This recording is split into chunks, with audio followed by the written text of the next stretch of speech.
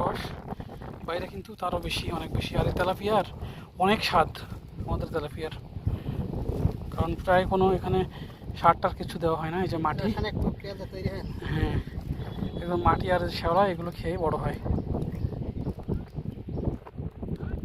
পুরাই প্রাকৃতিকভাবে গড়ে ওঠে।